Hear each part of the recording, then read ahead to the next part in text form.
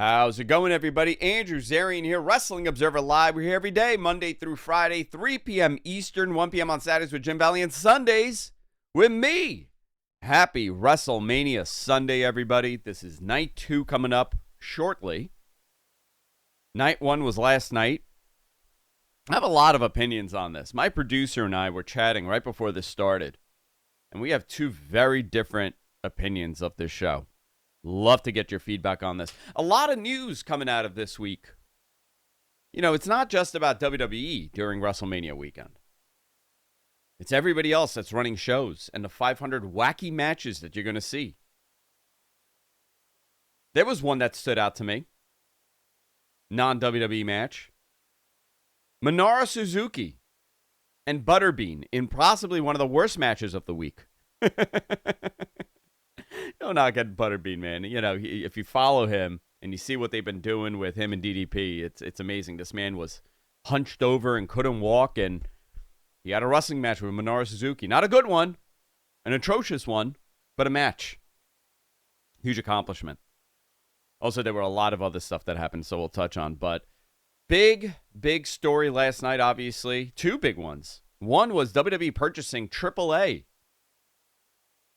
Mexican promotion AAA. And the other was the pay-per-view and the main event and the Paul Heyman situation. You know, this was a mixed bag for me. And generally this happens when you extend a pay-per-view into 2 nights. You're going to have some matches that don't hit as well. That existed here. It wasn't a perfect show whatsoever, but was it a fun time? Absolutely. I had a blast watching. My kids had a blast watching. It's a spectacle. Would I say thumbs in the middle? No, I wouldn't say thumbs in the middle. It's above middle. But we'll break that all down when we come back. Wrestling Observer Live here on Sports Byline. Stay tuned. Wrestling Observer Live here on Sports Byline. WrestleMania weekend happening.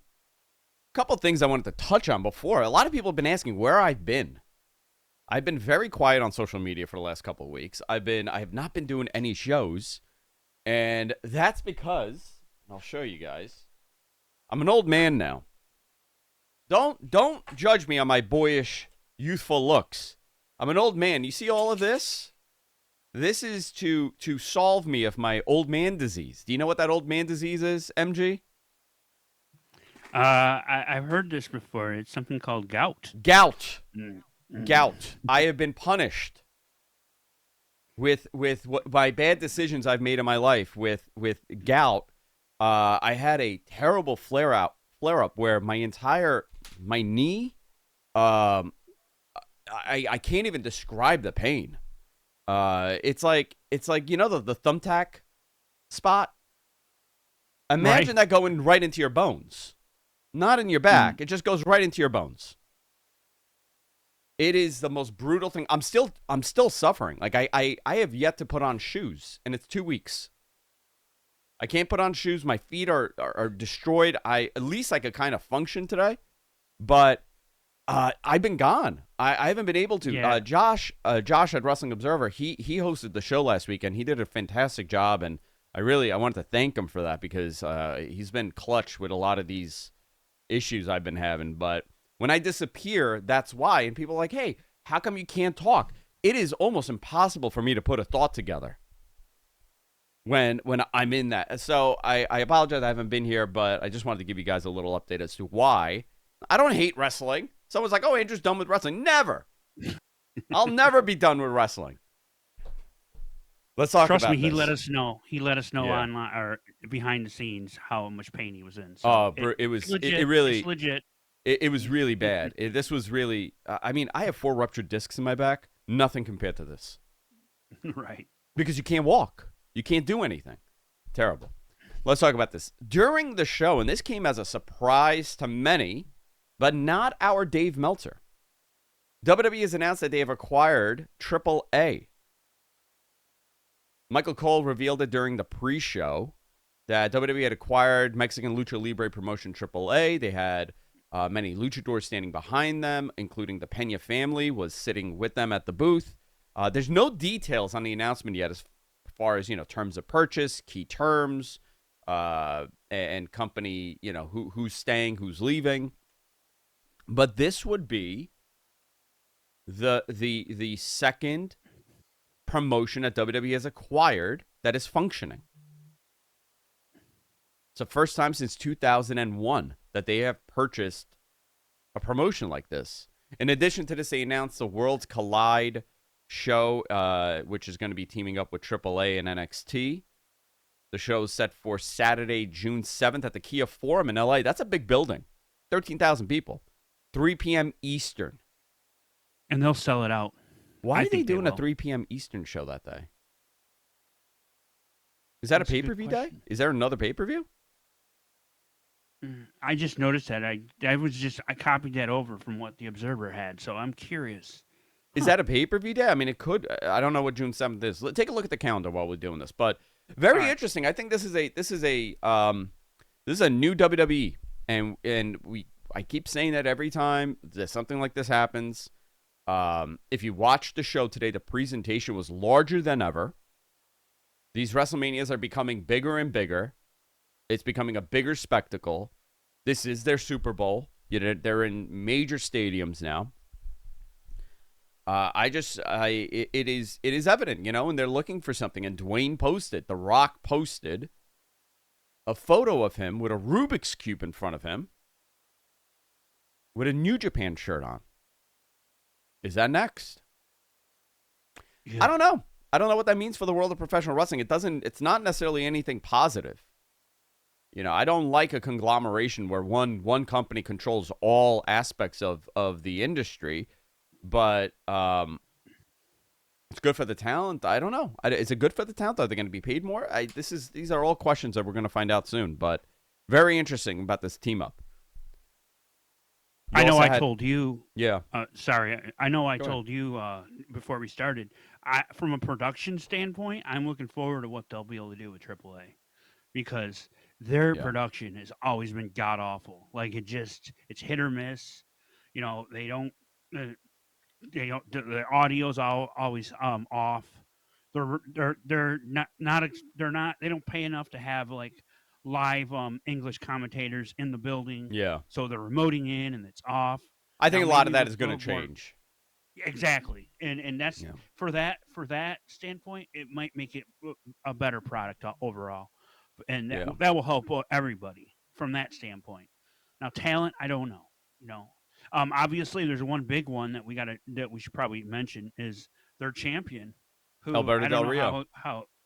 I don't know how he is with WWE right now, but apparently they're okay, because at the end of the last Triple H show, which was I think yesterday, JBL ended the show by announcing the acquisition, and he called Mexico a third world country, and he praised Alberto Del Rio as being like a legend. So I have no clue what they're doing. There's going to be a lot of questions to be answered over the next month. Man. Sure. Yeah, a lot of questions. A lot of questions. We also had NXT yesterday. What was the general the conversation surrounding this show online? I watched it. I wanted to stay disconnected, because I don't like forming an opinion based on everything else I'm reading. I want to form it based on, so I was off social for both events. Okay. So I got the sense that as far as NXT, for me, there was a lot of cool stuff, but it was an underwhelming show. It didn't live up to the old takeovers. It just, for me, it wasn't as good as it could have been. The Fatal 4-Way was good. A lot of that, the women's match was good. Yeah. Jordan Grace and Stephanie Vaquer and Julia, that was and Jada Parker. That was good. The main event was a lot of spots. Obafemi is a star. Like that guy, he will do something positive. The main roster, but as far as the match, I mean, I felt that they were left exposed. Yes. That's a good way of putting it. And I don't know if it was like jitters. Like, by the way, Ricky Starks, Ethan Page, that was fine too. That was good too. Like the ones that are going to be Saints. Oh, Ricky Saints. I'm sorry, Ricky Saints. So sorry. I know. It's okay. The ones that are, that you would expect to kind of be solid were solid, but there was so much in between that you're like, oh man, this is still somewhat developmental. And I think it was the nerves being in that smaller setting, setting on, on CW for their weekly show. You don't really see it as much, but this was, and then you put them in a 15,000 seat arena. Yeah. And they're not used to it. So I did not love this show. But again, I don't know what people thought. Maybe that was just how I was watching the show. But that main event really... The ladder match, obviously was the worst. Which one? The ladder match. The ladder match was not... Clunky, it's hard. Very clunky. Ladder matches are hard, especially for people that don't have the experience with them.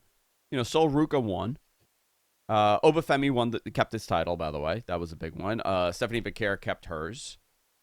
There were new tag team champs. Champs, yeah. Ricky retained. So I mean, but it just didn't hit. This did not hit for me. But it's WrestleMania weekend. Everybody's going to show, so it doesn't even matter. Yep. I guess if you go to this after you saw Butterbean and Minoru Suzuki, you're totally fine with what you're seeing. Or how about the doll? The doll Minoru wrestled. We'll talk about that too. Wrestling Observer Live here on Sports Byline. We'll be back right after this. Wrestling Observer Live here on Sports Byline. WrestleMania weekend. WrestleMania Night 2 coming up this evening. Do me a favor. Hit me up on X. Follow me on X. Now that I'm not suffering with this gout, I'll be more active, I promise. Little shout out before we go into night 1. Joey Janela's spring break. Big story here. Sabu's retirement match. That was scary, sad to watch. I love Sabu. I was a big fan of his. He was a big part of my teenage years of discovering FMW and discovering who Hayabusa was. I was a huge Sabu fan. He had his retirement match with Joey Janela, and that man at 60 years old tried to do everything. He went into the barbed wire. He fell out of the ring, through the table. It was a wild, wild match. We also had the cluster match. I can't say the second word here on radio. Joey Janela spring break. And do you know who won? Brody Lee Jr. Very cool they did that. Yeah, very cool. I'm sure there was so much more. And then Minoru Suzuki wrestled the doll. That was a way better match than I got to tell you, I give that thing 4 stars. If you're comparing it on the scale of the previous match he had, this man worked so hard to erase any memory of that Butterbean match with a doll. Let's talk about this. WrestleMania Night 1. Jelly Roll will begin with God Bless America. The First narration of all, is every big event that's happening in America, Jelly Roll has to sing on it, right? Jelly Roll has to be at every event. Yeah, that's the rule. that comes straight from the White House. Jelly Roll has to be required to sing at every major thing. Isn't Talladega happening soon? Is he going to be there too? Probably. Yeah. I would imagine. I don't know. Yeah. Following that was a great narration by Dana White about Las Vegas and the history of fight sport in Las Vegas and wrestling and very cool. Dana's very connected with Vegas. That's his territory. This was cool to see. Show began with the world title, Gunther and Jey Uso. This went about 16 minutes and 23 seconds. This was it was a weird match. This was not a typical Gunther match for sure. They definitely did the whole having Jey use Gunther's moves to win his whole moveset. That was a choice. At the end of the day, though, I didn't. The ending was a little weird. It felt a little flat. Like Gunther should have fought more when he was in the chokehold. I didn't dislike this match. It was just different, and I don't know if they made it different because it was opening, or certain things were going to happen in other matches, and they wanted to kind of separate, similar things that they do. Jey Uso won. He's the new World Heavyweight Championship. Big celebration at the end. Did you see him in that press conference? Oh yeah, he might have had a few. He things. couldn't put words together. And you know what, dude? You win the world title. Jey Uso was never more power to it. You're Jey right. Uso was never destined to become a world champion. I don't think this man ever thought, in his WWE career, until maybe recently, that he would ever become a world heavyweight champion in this company. Tremendous tag team, Hall of Fame level tag team, great program with the Bloodline, tremendous act. People love him. He was not destined to be world champion, but you know what? He got hot. People got into him. And now look at this. He's the world heavyweight champion. Fantastic. Great for him. That lineage of that family and their champion level, it's unbelievable. How many world champions do they have? 3. Roman, Rocky, Mm-hmm. Yokozuna, and him. 4. We're talking world champions. World right? champion, yeah. Yeah, 4. I think it's those 4. Right, that would be it. Amazing. Amazing. Yeah, that's great legacy. Take your pills. Your alarm's going off. Sorry. The New Day Me. defeated the War Raiders to win the World Tag Team Championship. I did not like the War Raiders gear. It looked like Muppetry. Admittedly, I had to step out during this match, so I don't have a lot to say about it. I did see the ending, the cheat ending. That was the only thing about it. It was short. A lot of these matches were short. This went about 9 minutes. You had the big blow-off between Jade and Naomi. Jade looked good. She's thinned down a little, huh? She did. She doesn't look as... It's hard to keep that size. It's very difficult, and the injuries. The larger you get, the more prone you are to injuries. I mean, that's just how it is. This was her WrestleMania match. They went about 9 minutes. Jade had to win this, but I'm really surprised they haven't continued this with more of. I honestly thought this was leading to something more. I think it's going to play out after Mania more, with especially with Bianca. And what happens tonight? Yeah. So, what do you think of Jim Catatori, or whatever his name is, the weather guy, doing the intro for Jade? I thought it came off a little weird to me. Oh, because Jade is Storm. Yeah, and they had him doing a weather spot. Yeah, and you could tell it was in front of a green screen. It didn't look natural. It was. They tried. I mean, they tried to call her Storm. I mean, she does resemble Storm. I mean, you remember her cosplay from like years ago. Yeah. I mean, and she it's really in her entrance. A storm is coming. She is so impressive looking. I mean, really, you don't find too many people like that. There are no Jades out there. No, very, very few people like that. The next match was my favorite of the night. Kind of mine too. Jacob Fatu, LA Knight. The main event was actually my favorite, but this one was the main event was great. But, yeah, this was everything. This went 10 minutes 38 seconds. Jacob Fatu is so impressive. So impressive. That guy is so fast. Like it's like he's like a half a second quicker than everybody else. For a guy his size, he moves so well. The transitions great. From move to move. Yep. He came out with that cool. I think where it comes. Yeah. He came out with that cool wolf mask. That was very cool how they did that. LA Knight looked good, and Jacob was the right guy to win this title. And this is showing the progression of Jacob Fatu and what's going to happen with Solo Sikoa. And is Solo going to challenge him for the United States Championship? Is that the next program? Because he is over, Jacob. Oh, yeah. Do you know the match I want to see? What? Give me this all day long. Obafemi, Jacob Fatu. Oh, my God. Can you imagine? Oh, my God. Give me that. Oh, my God. That's my dream big match. Monster match. That's a big monster match. Yeah, definitely. Yeah, I like this match a lot. This was a lot of fun. El Grand Americano came out with a humongous entrance. He was supposed to face Rey Mysterio. Yeah. Okay. You did. Rey Mysterio got hurt on Friday. What happened exactly, MJ? I didn't see the entire spot, but I know that at the end he tore his groin. So he's going to be on the shelf. Was it a hernia tear? They didn't. I didn't get the specifics of it. I was listening to what Dave had to say this morning, and I'm not sure exactly. Oh, yikes! But yeah, that is very painful. That is a multi-month recovery. That was not good. But Ray Phoenix. Too bad. Yeah, Ray Phoenix subbed in. This was his. I mean, you know what? You just come to the company and you got a WrestleMania match. Here you go, kid.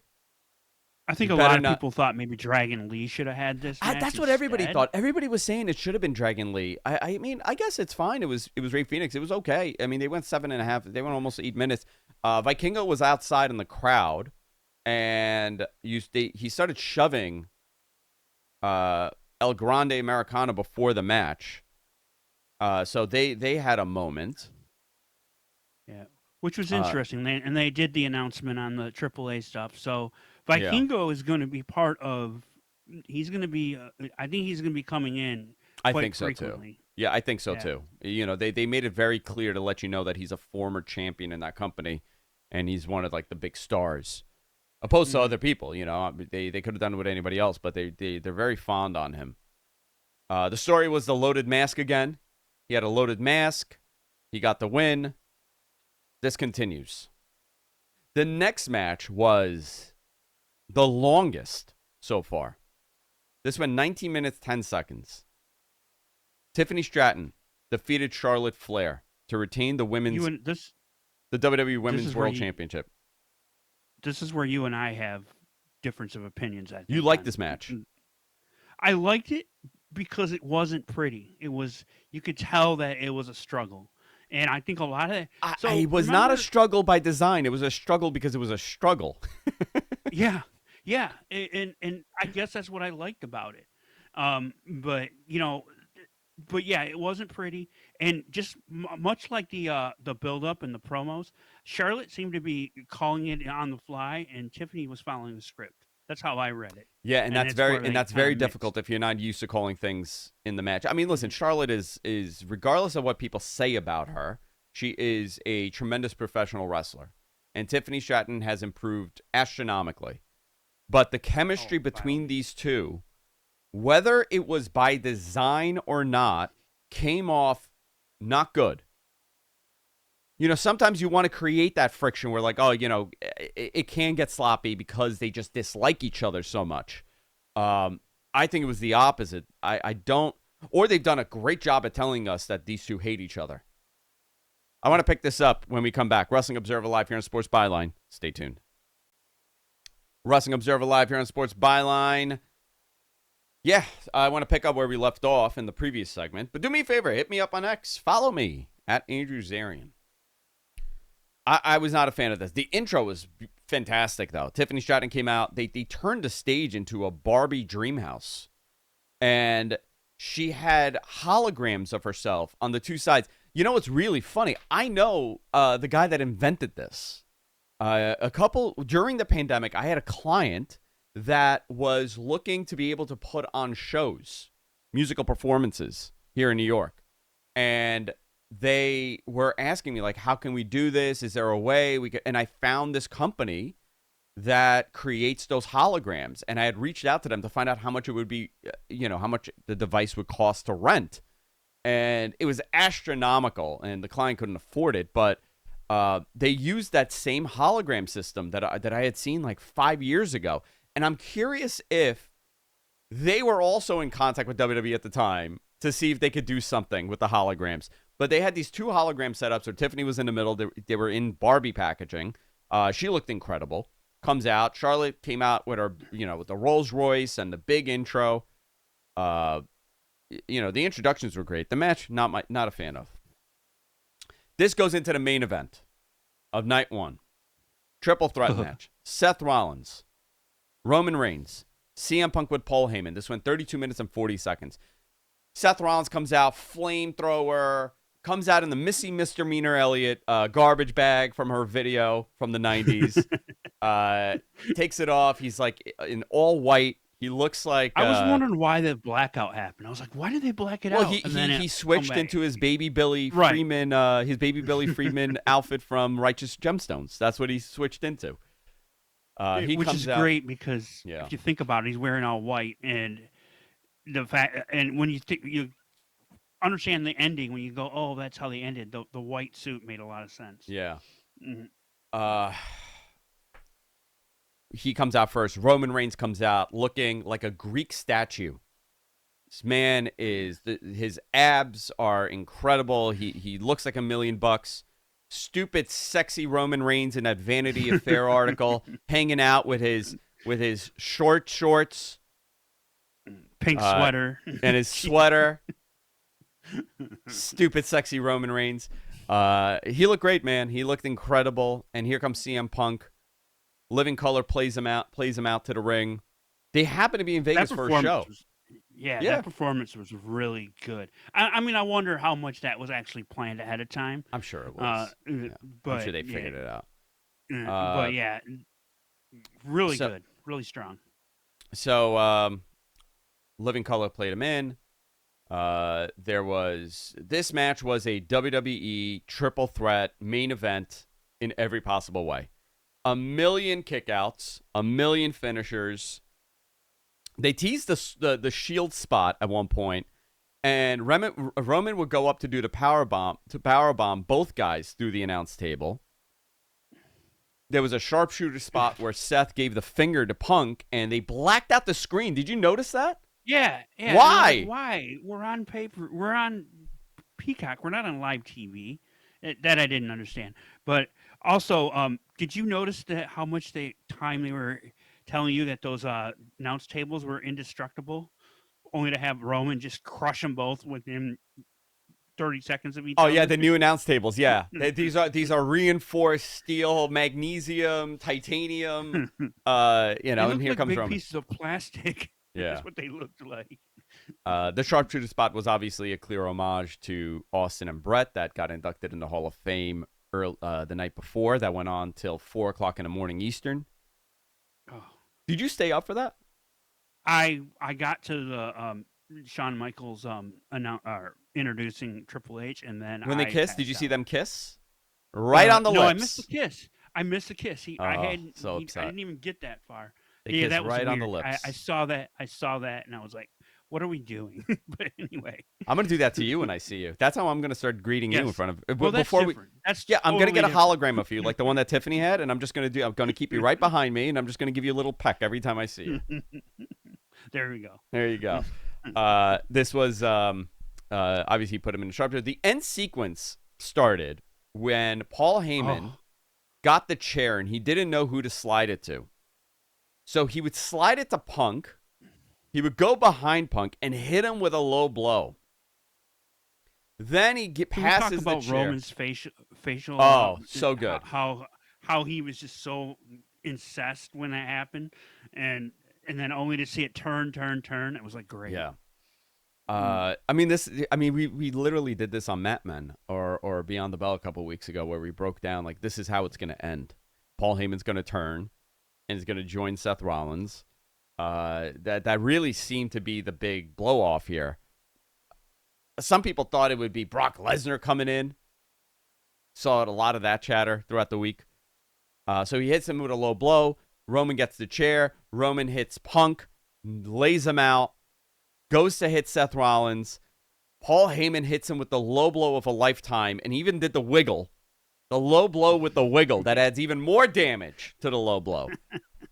Yes, if you move your hand around just a little bit. Just a little bit, it makes it even worse. Rollins would hit the stomp onto Roman for the win. So and now the question is, where do we go? Did you see the little where Seth held his hand out without looking at Paul? Like, okay, now give me the chair. So they had actually planned this out ahead of time.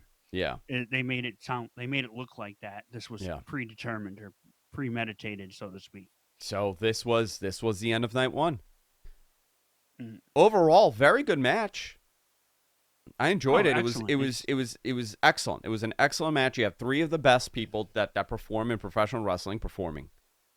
3 of the 10 or whatever you want to do. But It just shows you, Punk, this guy, 40-something years old, got his main event and is in the mix.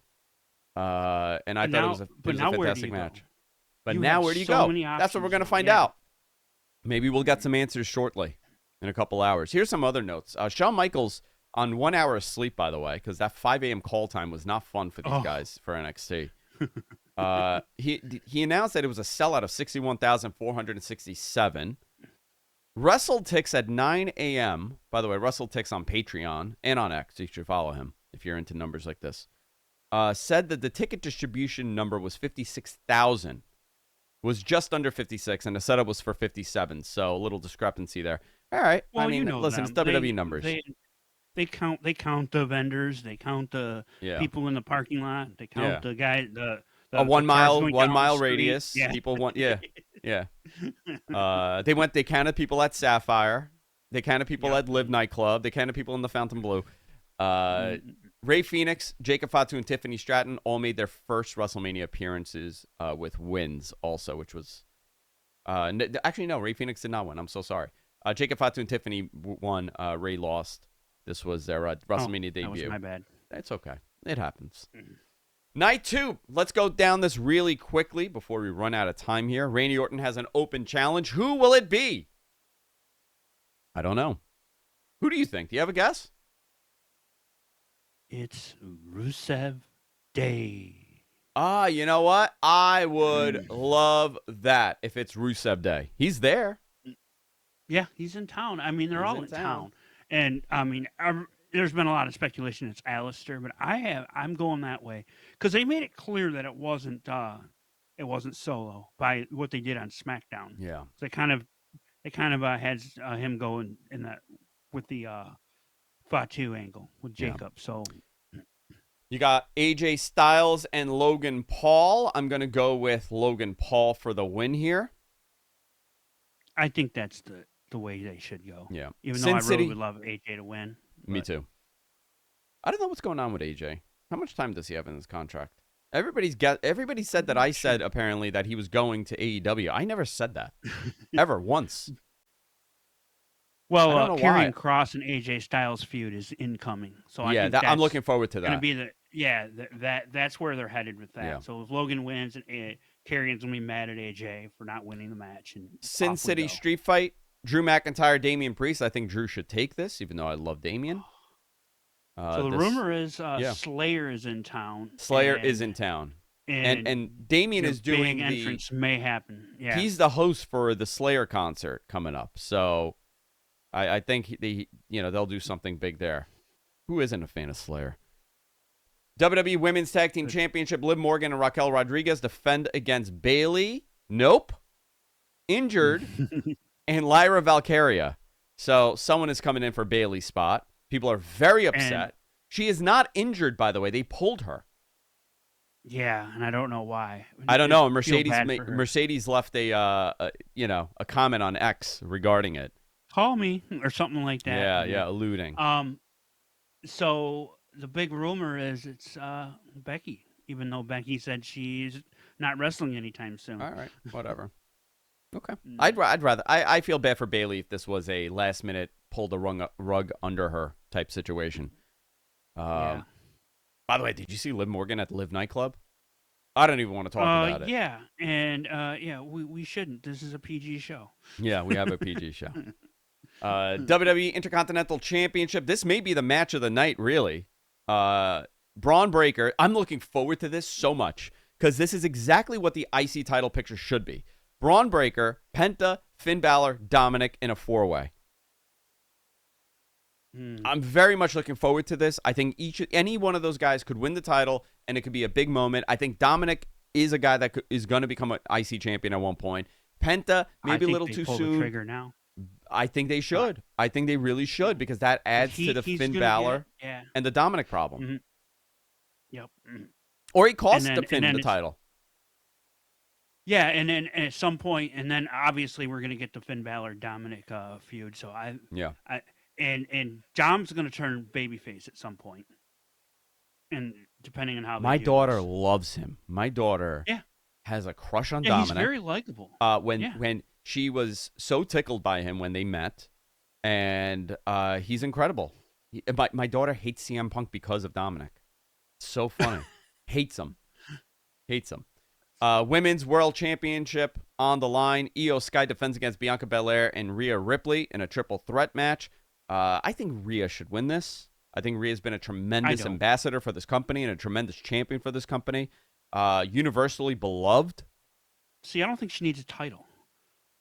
That's my opinion. But yeah.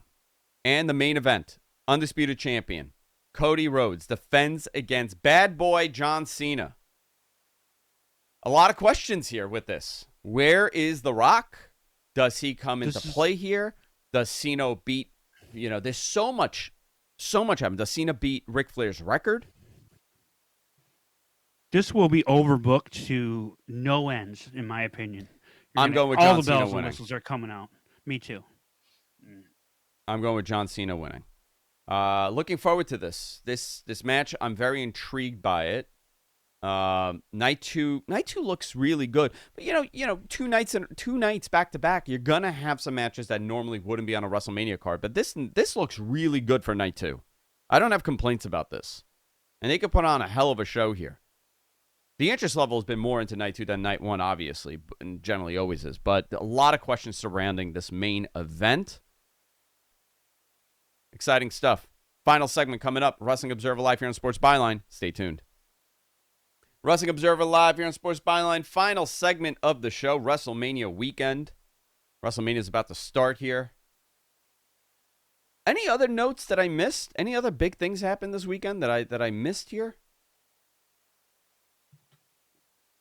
Not really. A lot of good shows. A lot of good wrestling. Bloodsport. There was a lot of Bloodsport. Yeah. I want to touch on that. That, I got to tell you, that is my new favorite thing. That the homage to Catch as Can Wrestling in 2025, and the fact that these shows are always fun and they're incredible. It just shows you, the uniqueness of professional wrestling and how you could have such different styles. Now, is this something that you could watch every single week? I don't know, but you know what? 13 shows they've done, and all of them have been so intriguing. Natalya looked like $1 million. I love that these guys and girls are able to go and join these indies and put on these matches, do something unique and different, and it only helps a character. We had a friend of ours call it the DMZ zone of professional wrestling. Yeah, one of our friends called it the DMZ zone of professional wrestling. I very interesting. Very interesting stuff. AEW, by the way, had a great, and it's unfortunate we can't talk about it because so much has passed, but last Wednesday, AEW may have had one of their best Dynamites ever. Tremendous. With one of the best women's matches I've ever seen, to be honest with you. Fantastic. Yeah. That women's match, that Athena and Mercedes match to open that show was remarkable. Very cool venue. Very good show. Arguably, probably the best show they've done as far as Dynamite goes. And they passed WCW Nitro with 289 episodes of Dynamite. Major milestone for that company.